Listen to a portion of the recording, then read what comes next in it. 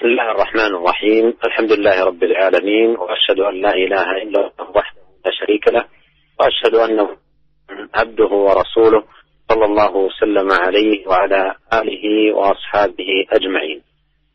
أما بعد، أيها الإخوة المستمعون الكرام، لا نزال في باب المراقبة من كتاب رياض الصالحين للإمام النووي رحمه الله تعالى.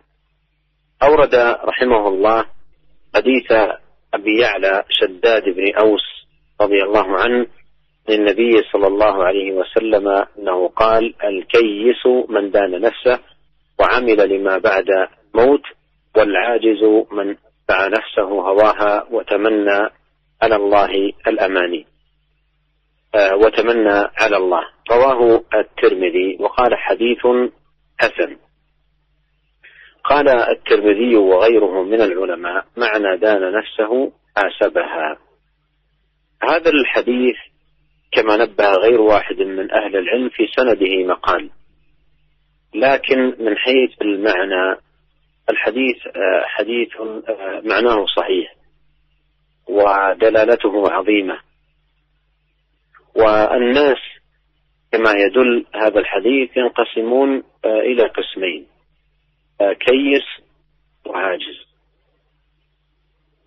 وبيان لحال كل منهما، بيان لحال الكيس وبيان لحال العاجز.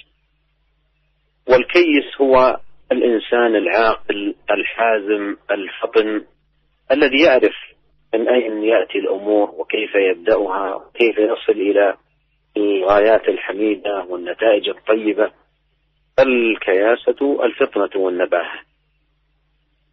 فيقول: الكيس من دان نفسه، ومعنى دان نفسه أي حاسبها. فمحاسبة النفس باب عظيم من أبواب الخير والبر، بحيث يمر في أعماله ومتقدم أموره وأحواله كيف هي، إن كانت على الخير والفضيلة والمعاني الجميلة أحمد الله عز وجل ازداد من ذلك، إن كانت أعماله بخلاف ذلك يصلح من حال نفسه، يلوم نفسه على تقصيرها ويتوب إلى الله ذنوبه. هذا معنى قوله دان نفسه، أي حاسبها. وعمل لما بعد الموت، أي أخذ اجتهد في الأعمال الصالحة والطاعات الزاكية المقربة إلى الله سبحانه وتعالى، استعدادا لما بعد الموت الذي هو دار الجزاء والحساب على الأعمال. وفي هذا المعنى يقول عمر رضي الله عنه: حاسبوا أنفسكم قبل أن تحاسبوا، وزنوها قبل أن توزنوا، فإن اليوم عمل ولا حساب، غدا حساب ولا عمل. فإذا العاقل الكيس الفطن هو الذي يحاسب نفسه قبل أن يحاسبه الله سبحانه وتعالى يوم القيامة، ويزن أعماله في هذه الحياة الدنيا وزن الموازين القسط التي تنصب يوم القيامة، ويجتهد مستعدا لما بعد الموت أعمال الصالحة المقربة إلى الله سبحانه وتعالى. هذا الكيس من عباد الله. أما العاجز فوصف في هذا الحديث بأنه من يتبع نفسه هواها ويتمنى على الله، يتمنى على الله. فالعاجز من أتبع نفسه هواها، أخذ ينساق مع مشتهيات النفس رغباتها وأهوائها، كلما هوت نفسا مال إليه فأقبل عليه وفعله مجاراة هوى نفسه، ولا يزال متتبعا أهواء نفسه وشهواتها ومرضاتها، غافلا عن الدار الآخرة وعن الحساب والجزاء. ثم أيضا في الوقت نفسه مع هذا الاتباع لأهواء النفس يتمنى على الله الأماني، بحيث يكون مقصرا في عمله وعبادته ثم يتمنى أن يكون في الأماكن العالية والرفيعة في الجنة، وأن يكون من الناجين من العذاب ومن سخط الله سبحانه وتعالى. يتمنى على الله الأماني مع تفريقه وتقصيره. والأماني لا تجدي ما لم يكن هناك جد وحزم وعمل. هذا قال الله سبحانه وتعالى في القرآن الكريم: ليس بأمانيكم ولا أماني أهل الكتاب من يعمل سوءا يجزى به. فكون الإنسان يتتبع النفس وذاتها ويرتكب المحرمات ويتمنى على الله الأماني، هذا لا يجدي، بل يلقى الحساب ويعاقب على عمله ويندم على عجزه وتفريطه وتقصيره وعدم قيامه بما أوجب الله سبحانه وتعالى عليه. إن هذا الحديث يقول على أن الناس على قسمين: كيس وعاجز. وذكر في الحديث صفة كل منهما. ينبغي على الإنسان أن يأخذ بنفسه مأخذ الحزم والكياس والفطنة، ويربع بنفسه أن مسالك العجز والتواني والفتور والكسل والتوفيق بيد الله وحده لا شريك له. Bismillahirrahmanirrahim. Alhamdulillah, segala puji dan syukur kita panjatkan kehadirat Allah Subhanahu wa taala. Salawat dan salam semoga senantiasa tercurahkan kepada suri teladan kita, junjungan kita Nabi Muhammad sallallahu alaihi wasallam, dan juga keluarganya serta seluruh sahabat beliau tanpa terkecuali. Para pendengar yang dirahmati oleh Allah Subhanahu wa taala, kita masih dalam bab al-muraqabah, yaitu bab tentang merasa senantiasa diawasi oleh Allah Subhanahu wa taala, yang terdapat dalam kitab Riyadhus Shalihin karya Al-Imam Nawawi rahimahullah. Dan Al-Imam Nawawi rahimahullah membawakan hadis-hadis yang berkaitan dengan bab al-muraqabah, dan pada kesempatan kali ini kita akan membacakan hadis yang dibawakan oleh beliau dari Abi Ya'la Shaddad bin Ausin radhiyallahu taala anhu dari Nabi sallallahu alaihi wasallam. Nabi sallallahu alaihi wasallam bersabda, "Al-kayyisu man dana nafsahu." Seorang yang cerdik, yang cerdas, yaitu yang merendahkan dirinya. Wa amila lima ba'dal maut, yaitu dan beramal sebagai persiapan untuk setelah kematian. Wal ajizu man atba'a nafsahu hawaha. Dan orang yang lemah, yaitu orang yang menjadikan dirinya mengikuti hawa nafsunya. Wa tamanna 'ala Allah, dan kemudian dia berangan-angan dari Allah Subhanahu wa taala.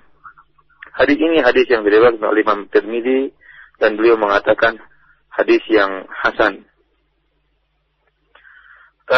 Para pendengar yang dirahmati oleh Allah Subhanahu wa taala, para ulama telah mengingatkan bahwasanya dalam hadis ini ada yang dibicarakan, artinya dari sisi sanadnya dilemahkan oleh para ulama. Ini hadis yang lemah dari sisi sanad, akan tapi jika ditinjau dari sisi maknanya, maka maknanya adalah makna yang benar. Maknanya makna yang bagus ya. Dan dalam hadis ini Rasulullah sallallahu alaihi wasallam menjelaskan bahwasanya manusia itu ada dua modelnya. Ada yang al-kayyis, yang cerdas, yang cerdik. Ada yang al-ajiz. Al-ajiz adalah orang yang lemah, yang tidak cerdas. Dan kemudian Nabi sallallahu alaihi wasallam menyebutkan sifat-sifat dari masing-masing kedua model manusia ini, baik sifat orang yang cerdas maupun al-ajiz, orang yang lemah. Adapun yang pertama al-kayyis, yang kata Nabi sallallahu alaihi wasallam, al-kayyisu man dana nafsahu. Al-kayyis itu orang yang menundukkan dirinya, jiwanya. Sebagian para ulama sebagaimana perkataan Imam Tirmidzi, wa qala Tirmidzi wa ghairuhu min al-ulama makna dana nafsahu hasabaha. Al-Imam Tirmidzi rahimahullah yang meriwayatkan hadis ini, dan juga para ulama menyatakan makna dari dana nafsahu, menundukkan jiwanya, artinya hasabaha, artinya seorang menghisap jiwanya, menghisap dirinya. Oleh karenanya al-kayyis di sini maknanya adalah seorang yang menghisap jiwanya. Al-kayyis adalah seorang yang cerdas, yang al-hazim, yang tegas ya, yang ngerti bagaimana menghadapi suatu permasalahan, bagaimana memulai suatu permasalahan, bagaimana nanti kira-kira akibat yang baik yang ditimbulkan. Itu adalah seorang yang cerdas.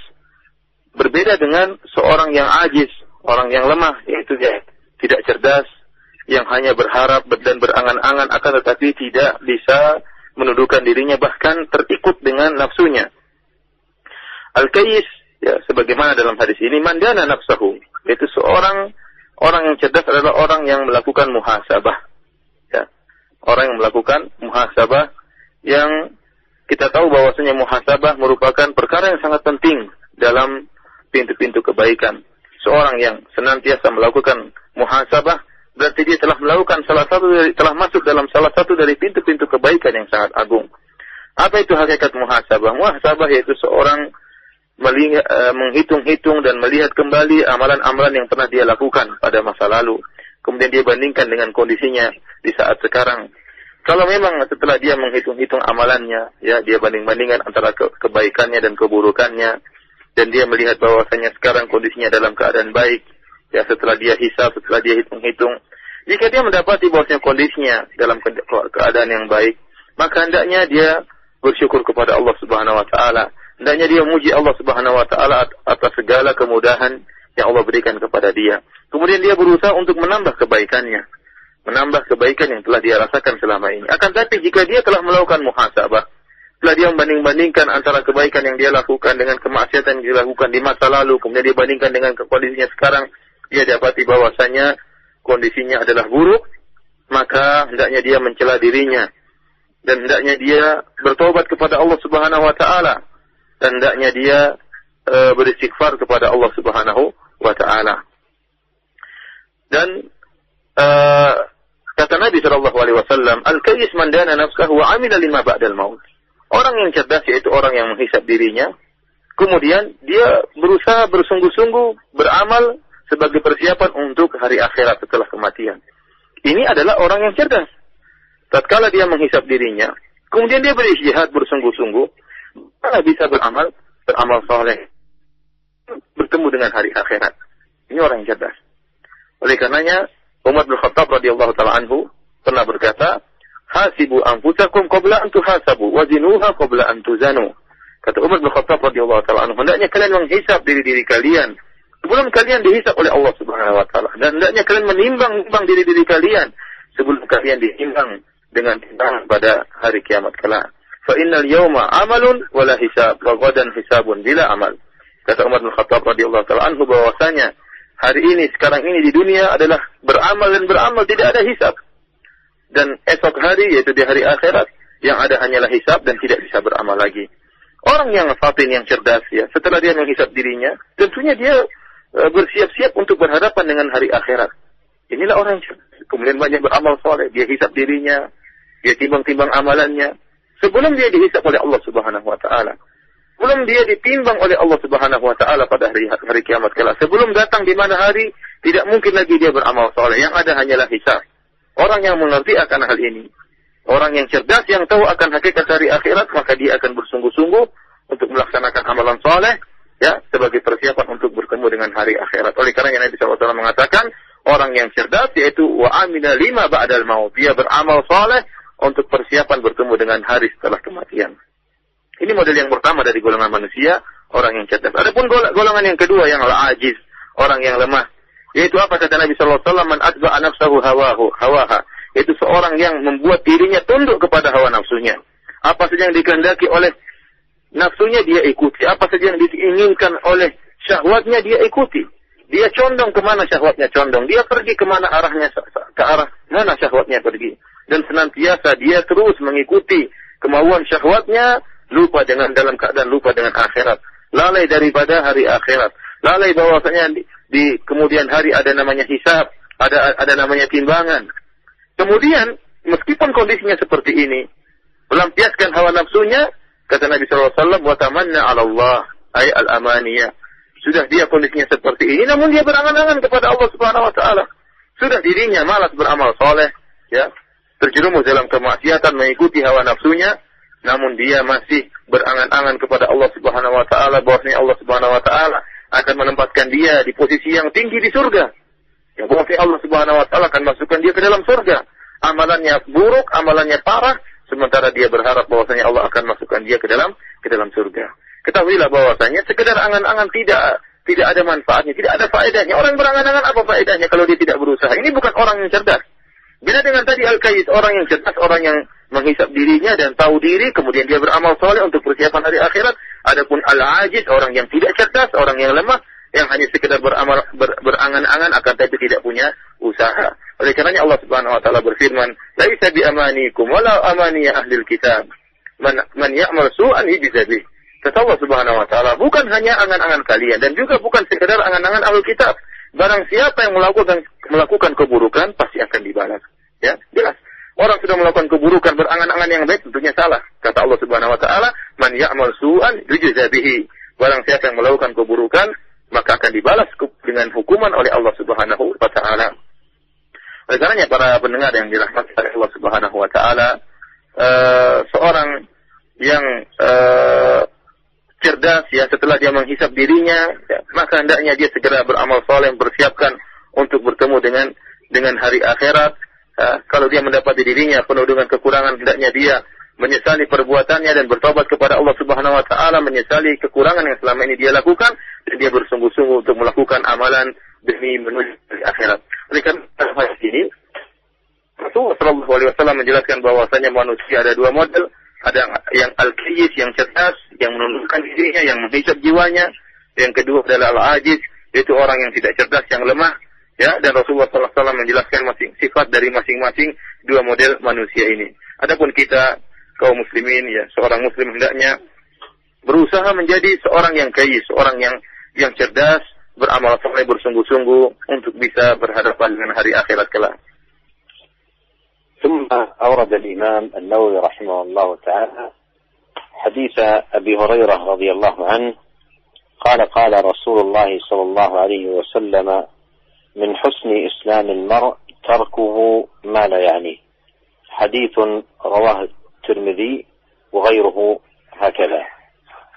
هذا الحديث حديث عظيم في أن الواجب على المسلم الذي يريد الإسلام حسنا ورفعة وكمالا وسلامة أن يترك ما لا يعنيه، أي ما لا يهمه من أمر الدين والدنيا، سواء في جانب الأقوال أو في جانب الأفعال. ومفهوم ذلك أيضا أن يجتهد في الأمور التي تعنيه، في أمور دينه وأمور دنياه. فإذا الحديث له دلالتان، دلالة منطوق ودلالة مفهوم. أما منطوق الحديث فأن يعرض الإنسان ويبتعد عن كل ما لا يعنيه من الأقوال والأفعال التي تتعلق بأمر الدين أو تتعلق بأمر الدنيا. ومفهوم الحديث أن يشغل نفسه وأن يجتهد في الأمور التي تعنيه وتهمه من أمر الدين وأمر الدنيا. وهذا الحديث العظيم هو حقيقة معدود في جوامع كلم النبي صلوات الله وسلامه عليه، ولهذا أورده المؤلف الإمام النووي رحمه الله تعالى في كتابه المبارك 40 المشهور بالأربعين النووية. فأورد رحمه الله هذا الحديث في ضمن أحاديث 40، وهو الحديث 12 في أحاديث 40 للنووي رحمه الله تعالى. وكما هو معلوم شرح هذا الكتاب عدد من العلم، منهم الحافظ ابن رجب رحمه الله تعالى شرحه في مجلد. ونقف الآن مع كلام عظيم للإمام ابن رجب رحمه الله تعالى في شرحه لهذا الحديث. يقول رحمه الله: ومعنى هذا الحديث أن من حسن إسلامه ترك ما لا يعنيه من قول وفعل، واقتصار على ما يعنيه من الأقوال والأفعال. ومعنى يعني أنه تتعلق عنايته به ويكون من مقصده ومطلوبه. والعناية شدة الاهتمام بالشيء، يقال عناه يعني إذا اهتم به وطلبه، وليس المراد أنه يترك ما لا عناية له ولا إرادة بحكم الهوى وطلب النفس، بل بحكم الشرع والإسلام. ولهذا جعله من حسن الإسلام. فإذا حسن إسلام المرء ترك ما لا يعنيه في الإسلام من الأقوال والأفعال، فإن الإسلام يقتضي فعل الواجب كما سبق ذكره في شرح حديث جبريل عليه السلام، وإن الإسلام الكامل الممدوح يدخل فيه ترك المحرمات كما قال صلى الله عليه وسلم: المسلم من سلم المسلمون من لسانه ويده.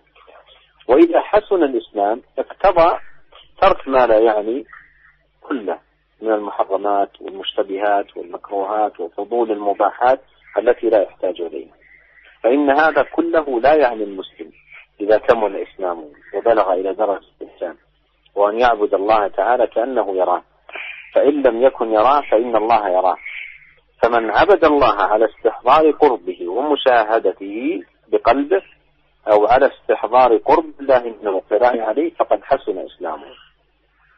ولازم من ذلك أن يترك كل ما لا يعنيه في الإسلام ويشتغل بما يعنيه فيه، فإنه يتولد من هذين المقامين الاستحياء من الله وترك ما يستحيا منه. وبهذا الكلام الذي ذكره الإمام بن رجب رحمه الله يتضح لنا وجه إيراد النووي رحمه الله لهذا الحديث في باب المراقبة. فإذا كان العبد بهذه الصفة فإنه سيكون في أعماله كلها يراقب الله ليحسن إسلامه وليبلغ درجة الحسن والإحسان، ويتولد من ذلك كما أشار الإمام بن رجب رحمه الله الاستحياء من الله. وهذا كله ناشئ عن المراقبة لله سبحانه وتعالى، وأن يترك كل ما يستحيا منه حياء من ربه سبحانه وتعالى، فتكون أعماله كلها اشتغالا بما يعنيه في أمر دينه وأمر دنياه من المصالح النافعات، وفي الوقت نفسه بعد عن كل ما لا يعنيه من الأمور التي نهى الله عنها وحرمها على عباده ونهاهم عن اقترافها، فيمضي حياته مراقبا لله عز وجل ساعيا لبلوغ حسن الإسلام وكماله وتمامه. Pendengar yang dirahmati oleh Allah Subhanahu wa taala, kemudian Al-Imam Tirmidzi rahimahullah, Al-Imam Nawawi rahimahullah membawakan hadis yang lain, yaitu dari hadis Abu Hurairah radhiyallahu anhu, di mana Rasulullah sallallahu alaihi wasallam pernah bersabda, "Min husni islamil mar'i tarkuhu ma la ya'ni." Bahwasanya di antara keindahan Islam seorang yaitu dia meninggalkan apa yang tidak berfaedah bagi dia. Ya. Hadis ini hadis yang hasan diriwayatkan oleh Imam Tirmidzi dan yang lainnya. Para pendengar yang dirahmati oleh Allah Subhanahu wa taala,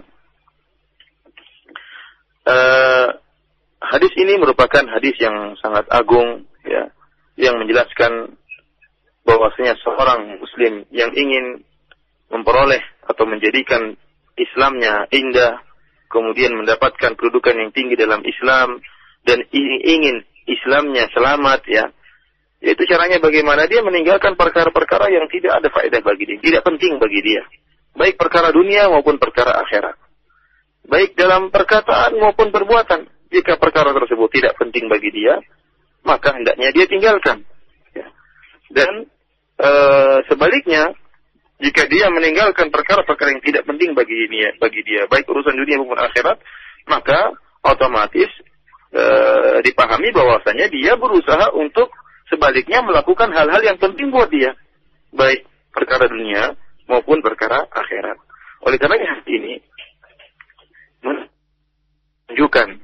penunjukan yang pertama yaitu artinya tekstual dari hadis ini, dan yang kedua adalah mafhum, yaitu yang dipahami dari hadis ini. Penunjukan yang pertama, dalalah yang pertama, yaitu mantuk tekstual hadis, yaitu hadis ini secara teksnya menunjukkan seorang yang ingin agamanya indah, ingin Islamnya indah, ingin peroleh kedudukan yang tinggi, maka dia meninggalkan perkara-perkara yang tidak penting bagi dia. Perkara-perkara yang tidak penting bagi dia, baik perkara dunia maupun perkara akhirat. Penunjukan yang kedua, yaitu mafhum dari hadis ini, ya kita pahami, kalau seorang meninggalkan perkara-perkara yang tidak penting bagi dia, maka sebaliknya dia bersungguh-sungguh untuk ya melakukan hal-hal yang penting buat dia, yang baik bagi dia, baik perkara dunia maupun perkara akhirat, maupun baik perkataan maupun perbuatan. Oleh karenanya hadis ini merupakan hadis yang agung, yang disebut oleh ulama termasuk dari Jawami'ul Kalim, dari hadis-hadis Nabi SAW yang singkat teksnya, akan tetapi maknanya sangatlah luas, maknanya sangatlah dalam. Oleh karenanya Imam Nawawi rahimahullah membawakan hadis ini dalam kitab Arba'in Nawawiyah, ya. Beliau membawakan hadis ini termasuk dari hadis-hadis yang Jawami'ul Kalim, yang lafaznya akan tetapi maknanya sangat mendalam, dan hadisnya adalah hadis nomor yang ke-12 dalam Arba'in Nawawiyah. Dan kita ketahui pula bahwasanya yang telah menjelaskan kandungan dari hadis Arba'in Nawawiyah di antaranya adalah Al-Imam Ibnu Rajab Al-Hambali rahimahullah. Beliau menyarah hadis-hadis dalam Arba'in Nawawiyah. Oleh karenanya ada baiknya maka pada kesempatan kali ini kita membaca atau merenungkan perkataan Al-Imam Ibnu Rajab Al-Hambali tentang makna daripada hadis ini dalam kitabnya Jami'ul Ulum wal Hikam. Para pendengar yang dirahmati oleh Allah Subhanahu wa taala, Imam Ibnu Rajab rahimahullah mengatakan tentang hadis ini. Beliau mengatakan bahwasanya hadis ini menunjukkan barang siapa yang indah Islamnya, dia akan meninggalkan perkara yang tidak penting bagi dia. Dia akan meninggalkan perkataan yang tidak penting bagi dia, dan dia akan meninggalkan perbuatan yang tidak penting bagi dia. Dia hanya mencukupkan untuk melakukan ataupun berkata tentang hal-hal yang penting bagi dia. Akan tetapi di sini Al-Imam Ibnu Rajab mengingatkan makna dari kalimat yang penting buat dia. Ya, artinya apa? Yaitu yang dia memperhatikan masalah ini. Artinya perkara yang hendaknya dia perhatikan dan itu merupakan tujuannya, dan dia benar-benar memiliki syiddatul ihtimam, benar-benar perhatian besar terhadap perkara ini. Karena dalam bahasa Arab jika dikatakan anahu ya'ni, ya artinya seorang memiliki perhatian besar dan menuntut perkara tersebut. Dan bukanlah maksud dari hadis ini, ya, dia meninggalkan perkara-perkara yang tidak penting berdasarkan hawa nafsunya, bukan demikian. Akan tetapi yang dimaksud dengan perkara-perkara yang tidak penting di sini, yaitu berdasarkan hukum syariat, berdasarkan hukum Islam. Jadi Islam yang menentukan ini tidak penting, syariat yang menentukan tidak penting, bukan menurut perasaan hawa nafsunya. Maksud dari Al-Imam Ibnu Rajab demikian. Tatkala Rasulullah mengatakan seorang yang Islamnya indah, dia meninggalkan perkara yang tidak penting bagi dia. Bagaimana kita mengetahui perkara yang tidak penting ini? Apakah dengan mengukurnya dengan hawa nafsu kita, dengan kepentingan kita? Bukan, tetapi yang mengukur suatu penting atau tidak penting adalah Islam. Oleh karenanya di awal hadis ini kata Ibnu Rajab rahimahullah, Rasulullah SAW mengatakan min husni islamil mar'i, yang merupakan keindahan Islam seseorang, ya, yang menunjukkan bahwasanya hal ini berkaitan dengan Islam. Yang menghukum suatu penting atau tidak adalah agama itu sendiri, adalah syariat itu sendiri. Oleh karenanya jika telah indah keislaman seseorang, maka dia akan meninggalkan perkara yang tidak penting dalam Islam, baik perkataan-perkataan yang tidak penting dalam Islam maupun perbuatan-perbuatan yang tidak penting dalam Islam. Karena Islam yang indah, ya, mengkonsekuensikan untuk melakukan perkara-perkara yang wajib, sebagaimana telah dijelaskan dalam hadis yang panjang, hadis Jibril alaihissalam, bahwasanya Islam yang sempurna, yang terpuji, masuk dalam Islam yang sempurna dan terpuji adalah meninggalkan seluruh perkara yang haram. Itulah Islam yang sempurna. Sebagaimana sabda Nabi SAW, al-muslimu man salimal muslimuna min lisanihi wa yadihi. Seorang muslim adalah seorang yang kaum muslimin selamat dari lisannya dan tangannya. Yaitu seorang muslim yang baik adalah tidak mengganggu kaum muslimin, tidak mengganggu dengan lisannya maupun tidak mengganggu dengan tangannya. Oleh karena jika telah indah Islam seseorang, maka ini melazimkan dia meninggalkan perkara-perkara yang tidak penting bagi dia.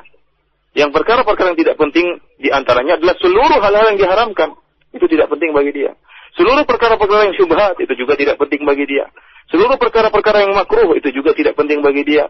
Seluruh perkara-perkara tentang fudulul mubahat, perkara-perkara yang dibolehkan, akan tapi terlalu berlebih-lebihan, itu pun tidak penting bagi dia, yang dia tidak butuhkan. Ini semua perkara yang tidak penting bagi siapa? Bagi seorang muslim yang telah sempurna Islamnya. Dan dia telah mencapai derajat ihsan. Yaitu dia beribadah kepada Allah seakan-akan dia melihat Allah. Dan jika dia tidak bisa melihat Allah, bahwasanya Allah telah melihat dia.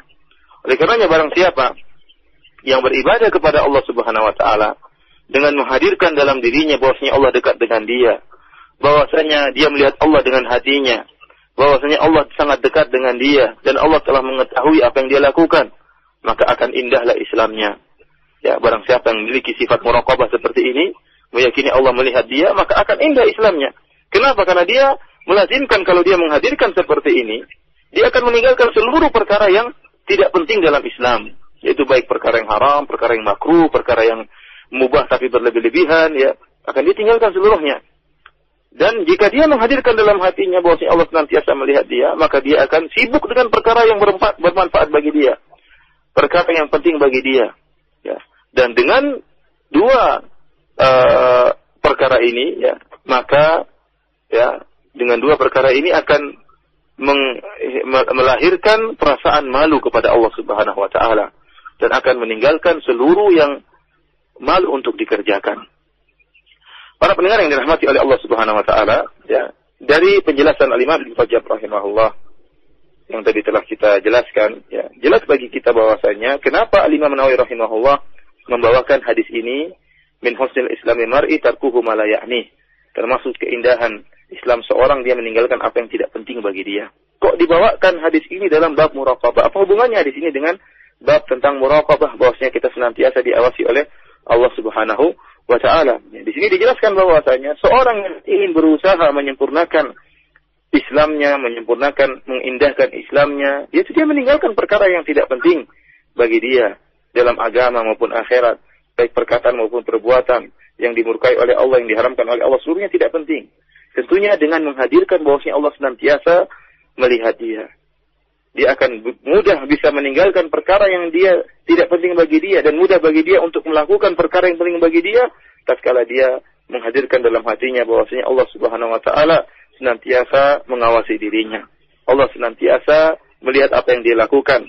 Oleh karenanya jika sudah dia menghadirkan dalam hatinya perasaan muraqabah bahwasanya Allah senantiasa melihat dia, maka dia akan malu kepada Allah Subhanahu wa Ta'ala, malu untuk melakukan perkara yang tidak penting, malu untuk melakukan perkara yang haram, perkara yang syubhat, perkara yang makruh, dia malu untuk melakukannya.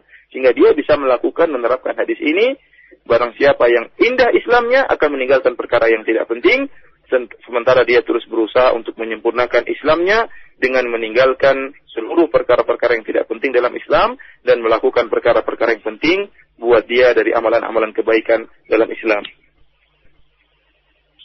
ثم أورد الإمام النووي رحمه الله تعالى في خاتمة المراقبة من كتاب رياض الصالحين حديث عمر بن الخطاب رضي الله عنه عن النبي صلى الله عليه وسلم أنه قال لا يسأل الرجل فيما ضرب امرأته، رواه أبو داود وغيره. وهذا الحديث كما بين أهل العلم اسناده ضعيف، لا يثبت عن النبي عليه الصلاة والسلام، فلا يحتج به. وكما بين أهل العلم في اسناده رجل لا يعرف، فالحديث ضعيف الاسناد.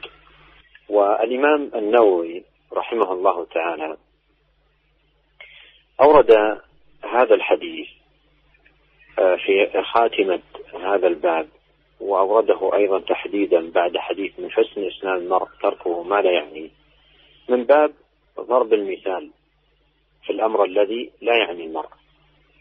فلا شك أن من حسن إسلام المرء أن لا يتدخل في شؤون الناس من الأمور التي لا تعني الإنسان. وحديث لا يسأل الرجل كما نبهت حديث ضعيف، لكن على فرض صحته فهو محمول على الرجل التقي الذي يحسن التعامل مع زوجته وفق المراتب التي شرعها الله سبحانه وتعالى لعباده في قوله سبحانه وتعالى: واللاتي تخافون نشوزهن فعظوهن واهجروهن في المضاجع واضربوهن فإن أطعنكم فلا تبغوا عليهن سبيلا إن الله كان عليا كبيرا. فإذا الرجل التقي الذي لا يضرب زوجته إلا في ضوء هذه الآية، ومن المعلوم أن الضرب هو آخر المراتب التي ذكرت في هذه الآية، هناك الوعظ ثم الهجر ثم يأتي بعد ذلك في المرتبة الثالثة الضرب. فإذا كان الرجل يتقي الله في زوجته ولا يبادر إلى ضربها، يعظها أولا ثم يهجرها ثانيا ثم ثالثا كما ذكر الله في الآية يضربها اضربوهن، ثم أيضا إذا ضربها لا يضربها ضربا شديدا يسيل دما أو يكسر عظما أو يسبب وجعا، وإنما ضربا يسيرا يقصد منه التأديب للمرأة. فإذا كان الرجل فعلا يتقي الله في زوجته ويعامل بهذه المعاملة، إذا ضربها لا يسأل فيما ضربها، فإن سؤال مثل هذا الشخص الذي بهذه الصفة دخول من السائل فيما لا يعنيه. أما إذا كان الإنسان سيء العشرة لزوجته ويضربها مباشرة ويبادر إلى الضرب وعند أتفه الأسباب، وأيضا يكون ضربه لها شديدا، فمثل هذا يسأل ويقال له لما ضربتها، ويلام على ذلك ويخوف الله سبحانه وتعالى، ولا يكون ينطبق عليه الحديث على ضعفه كما نبهت، لا ينطبق عليه، بل إن فعل من يكلمه في هذا الباب داخل في الأمر المعروف والنهي عن المنكر والنصيحة المطلوبة من المسلم في دين الله سبحانه وتعالى. وعلى كل فالحديث يحمل على هذا على فرض صحته، ولكن كما نبهت الحديث ضعيف الإسناد. Para pendengar yang dirahmati oleh Allah Subhanahu wa taala, kemudian Al-Imam Nawawi rahimahullah membawakan hadis yang terakhir dalam bab al-muraqabah dari Umar bin Khattab radhiyallahu taala anhu dari Nabi sallallahu alaihi wasallam. Rasulullah sallallahu bersabda, "La yus'alu ar-rajulu fima daraba imra'atahu." Janganlah ditanya seorang lelaki kenapa dia memukul istrinya. Hadis ini hadis diriwayatkan oleh Abu Dawud dan yang lainnya. Para pendengar yang dirahmati oleh Allah Subhanahu wa taala, para ulama telah menjelaskan bahwasanya hadis ini hadis yang lemah, hadis yang dhaif, ya, karena dalam sanadnya ada perawi yang tidak dikenal. Oleh karenanya hadisnya adalah hadis yang dhaif dan tidak bisa dijadikan hujjah, ya, dan tidak bisa dijadikan hujjah. Akan hadis ini, ya, di penghujung bab muraqabah. Kemudian selain di penghujung dari bab al-muraqabah, beliau bawakan hadis ini pun setelah hadis yang tadi kita sebutkan, min husni islamil mar'i tarkuhu ma la ya'ni. Ya, di antara keindahan Islam seorang, dia meninggalkan perkara yang tidak penting bagi dia, tidak ada urusan bagi dia. Maksud dari Al-Imam Nawawi rahimahullah membawakan hadis ini, janganlah ditanya seorang kenapa dia mukul istrinya, ya. Al-Imam Nawawi rahimahullah ingin berikan contoh praktek dari hadis meninggalkan perkara yang tidak penting. Bagaimana kita mempraktekkan hadis seorang yang Islamnya indah meninggalkan perkara yang tidak penting? Yaitu kita tidak perlu bertanya perkara yang tidak penting bagi kita. Kalau ada wa ta'ala kemudian memukul istrinya, maka kita tidak usah ikut campur dalam urusannya. Ya, tidak perlu ikut campur dalam urusannya. Tidak perlu kita bertanya kenapa kau pukul istrimu. Ya, kenapa kau pukul istrimu? Karena hadis ini dibawakan kepada yang dimaksud dengan lelaki yang memukul istrinya di sini adalah seorang yang bertakwa kepada Allah Subhanahu wa ta'ala, yang tidak memukul istrinya kecuali setelah dia melewati tahapan-tahapan dalam menasihati istrinya, ya, sebagaimana yang Allah sebutkan dalam Al-Quran dalam surat An-Nisa, wallati takhafuna nushuzahunna fa'idhuhunna wahjuruhunna fil madaji'i wadribuhun fa in ata'nakum fala tabu 'alaihinna sabila inna kana 'aliyan kabira. Kata Allah Subhanahu wa ta'ala, dan para wanita-wanita yang kalian khawatirkan tentang mereka, maka fa'idhuhunna, maka nasihatilah mereka, wahjuruhunna, dan hajarlah mereka, ya. Boikot menghajar mereka. Fil mabaji, yaitu di tempat tidur, jangan digauli mereka.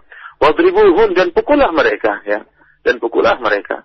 Seorang yang bertakwa kepada Allah Subhanahu wa taala tatkala melihat kesalahan yang dilakukan oleh istrinya, tentunya dia akan melewati tahapan-tahapan yang telah dijelaskan oleh Allah Subhanahu wa taala dalam ayat ini. Pertama, dia menasihati istrinya, ya. Kemudian jika istrinya pun tidak taat dan tidak berubah, maka dia hajar istrinya, ya, dia tidak bergaul, berhubungan dengan istrinya, atau dia tidak sekamar dengan istrinya. Kemudian jika istrinya pun tidak berubah dan tidak taat, maka dia baru sampai pada tahapan yang terakhir, yaitu memukul istrinya. Tentunya dengan pukulan yang dalam rangka untuk mendidik, bukan pukulan dalam rangka untuk melampiaskan hawa nafsu yang bisa menimbulkan menumpahkan darah atau mengalirkan darah atau bisa mematahkan tulang. Bukan pukulan tersebut, tapi pukulan yang dalam rangka untuk mendidik istrinya. Jika ada seorang yang bertakwa, yang kita kenal dia seorang yang bertakwa, kemudian kita tahu dia memukul istrinya, maka tidak perlu kita bertanya kepada dia, kenapa kau pukul istrimu? Karena kita tahu dia orang bertakwa. Orang yang bertakwa tidak mungkin dia pukul istrinya kecuali setelah melalui tahapan-tahapan. Dan bukan urusan kita untuk bertanya kenapa kau pukul istrimu, kalau kita tahu saudara kita adalah orang yang bertakwa. Dan termasuk keindahan Islam, kita tidak ikut campur dengan urusan orang lain, ya. Tidak perlu ikut campur urusan lain kalau ternyata orang tersebutlah orang yang bertakwa kepada Allah Subhanahu wa taala. Oleh karenanya hadis ini, meskipun hadisnya lemah, kalau kita anggap hadis ini sahih, ya, sebagaimana tidak dijelaskan oleh Syekh, maka kita bawakan makna dari hadis ini, yaitu janganlah ditanya seorang yang bertakwa tatkala dia memukul istrinya, kenapa kau pukul istrimu? Tidak perlu ditanya seorang yang bertakwa, karena dia tidaklah memukul istrinya kecuali setelah melalui tahapan-tahapan yang telah dijelaskan oleh Allah Subhanahu wa taala. Sebaliknya, para pendengar yang dirahmati oleh Allah Subhanahu wa taala, jika ada seorang yang tidak bertakwa terhadap istrinya, ya sangat mudah untuk memukul istrinya. Baru istrinya punya kesalahan sedikit langsung dipukul, ya. Bahkan pukulannya pukulan yang keras, tidak memperhatikan tahapan-tahapan yang Allah jelaskan dalam Al-Qur'an. Maka bertanya kepada orang seperti ini adalah perkara yang baik dan tidak termasuk dalam larangan urusan yang tidak penting. Ya, justru orang yang tatkala mendapati saudaranya dengan mudah memukul istrinya dengan pukulan yang keras, maka dia bertanya, kenapa kau pukul istrimu? Ini justru pertanyaan ini termasuk dalam al-amr bil ma'ruf wa nahy 'anil munkar, ya. Termasuk dalam perkara yang baik, ya. Ya. Berbeda dengan orang yang bertakwa, yang kita kenal dengan takwanya, yang jarang memukul istrinya, tidaklah memukul istrinya kecuali karena perkara yang sangat mendesak dan telah melalui tahapan-tahapan. Maka jika kita dengar saudara kita telah yang bertakwa kepada Allah, yang baik kepada istrinya, kemudian memukul istrinya, maka tidak perlu kita bertanya, ikut campur urusannya. Berbeda dengan seorang yang tidak bertakwa, maka kita bertanya kepada dia, kenapa engkau memukul istrimu? Inilah para pendengar yang dirahmati oleh Allah Subhanahu wa taala, makna dari hadis ini kalau kita menganggap hadis adalah hadis yang sahih. وعلى كل نسأل الله الكريم رب العرش العظيم أن يرزقنا جميعا خشيته في الغيب والشهادة وكلمة الحق في الغضب والرضا، وأن يوفقنا لحسن المراقبة وحسن العمل، وأن يهدينا إليه صراطا مستقيما، وأن لا يكلنا إلى أنفسنا طرفة عين، إنه تبارك وتعالى سميع قريب مجيب، والله تعالى أعلم، وصلى الله وسلم على عبده ورسوله نبينا محمد وآله وصحبه أجمعين. Para pendengar yang dirahmati oleh Allah Subhanahu wa taala, demikianlah pengajian kita pada kesempatan kali ini. Kita berdoa kepada Allah Subhanahu wa taala agar senantiasa memberi petunjuk kepada kita dan agar Allah Subhanahu wa taala menganugerahkan kepada kita perkataan yang benar, agar kita bisa tetap mengucapkan perkataan yang benar, baik dalam keadaan ridha maupun dalam keadaan marah, tetap kita mengucapkan perkataan yang benar. Dan semoga Allah Subhanahu wa taala menganugerahkan kepada kita memiliki sikap muraqabah, ya, senantiasa merasa diawasi oleh Allah Subhanahu wa taala, dan agar Allah senantiasa kita menyerahkan urusan kita kepada Allah Subhanahu wa taala dan diberikan taufik oleh Allah Subhanahu wa taala. Terima kasih ya Syekh, jazakallahu khairan atas syarah dan penjelasan yang telah disampaikan. Saudaraku seiman rahimakumullah, untuk selanjutnya ada 10 menit waktu kita untuk menyampaikan pertanyaan-pertanyaan melalui pesan singkat di 081-989-6543 di kesempatan sore hari ini. Saudaraku seiman, kita akan langsung saja mengangkat pertanyaan yang datang dari pesan singkat yang pertama dari pendengar kita, pendengar Radio As-Sunnah di Cirebon yang bertanya, ya Syekh, kiat-kiat apa sajakah agar bisa kita istiqomah di dalam hal muraqabah? Kami sudah berupaya untuk mengilmui atau mencari ilmu tentang ilmu muraqabah ini, akan tetapi begitu banyak fitnah, godaan serta syubhat yang kami dengar, baik itu di televisi, kemudian di radio dan di berbagai media massa di sekitar lingkungan kami. Mohon nasihat dari hal ini, jazakallahu khairan ya Syekh. تعلمنا المراقبة تطبيقها صعب لا سيما مع انتشار الشهوات والشبهات في التلفاز وفي القنوات. نرجو نصيحة منكم حتى نحقق المراقبة في نفوسنا. يا أخي الكريم، لا تقل ولا تعظم الأمور على نفسك، والله عز وجل دينه يسر، وقد قال عليه الصلاة والسلام إن هذا الدين يسر. فإذا اتقيت الله عز وجل وسألته بصدق ولجأت إليه سبحانه وأخذت بالأسباب الصحيحة النافعة، وقاك الله عز وجل وهداك. والله سبحانه وتعالى يقول: ومن يتق الله يجعل له من أمره يسرا. ومن يتق الله يكفر عنه سيئاته ويعظم له أجرا. فأنت لا تنظر إلى واقعك بهذه النظرة وأنه يصعب ويستحيل ولا يمكن، إنما انظر في الرجاء من الله والالتجاء إلى الله والثقة بالله والتوكل على الله وبذل الأسباب النافعة المفيدة التي تكون بها نجاتك وسلامتك. والصحابة رضي الله عنهم كانوا يسألون النبي عليه الصلاة والسلام عن الخير وعن أسباب النجاة، أسباب السعادة. من ذلك ما جاء في الحديث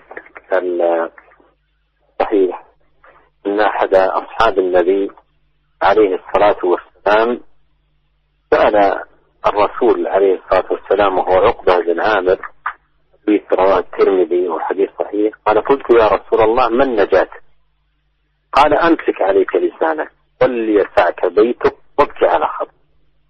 وهذا حديث عظيم جدا في هذا الباب الذي نتحدث عنه. تحرص على أن تحفظ لسانك من كل كلام يسخط الله، أيضا يسعك بيتك إلا إذا كان خروج لعمل ومصلحة وعبادة، مسجد أو طاعة من الطاعات. أما إذا حدثتك نفسك تخرج لمعصية من المعاصي، منكر من المنكرات، فليسعك بيتك واتق الله. وإذا كان بدر منك أخطاء أو ذنوب تبكي على خطيئتك. هذه الثلاث بالنجاة.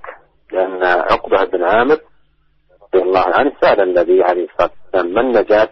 قال: أمسك عليك لسانك وليسعك بيتك وابكي على خطيئتك. والمرجو والله وحده أن يوفق السائل وأن يوفقنا أجمعين لهداه بما يحبه ويرضاه.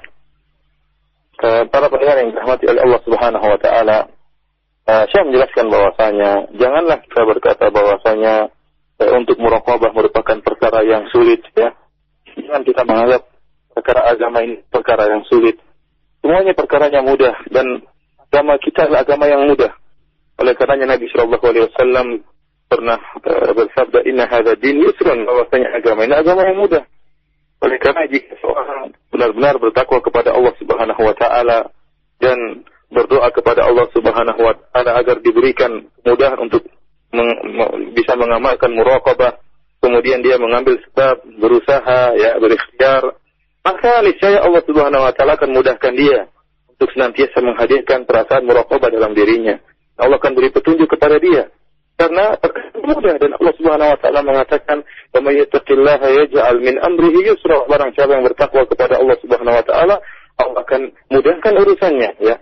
Oleh karenanya Syekh mengatakan jangan kita memandang kepada kondisi kita mengatakan perkaranya sulit, karena banyak maksiat, karena banyak godaan karena banyak di internet, kemudian di televisi, enggak. Tapi kita lihat kepada Allah Subhanahu wa taala. Kita fikir kepada Allah Subhanahu wa taala, percaya kepada Allah Subhanahu wa taala, percaya dengan janji Allah Subhanahu wa taala.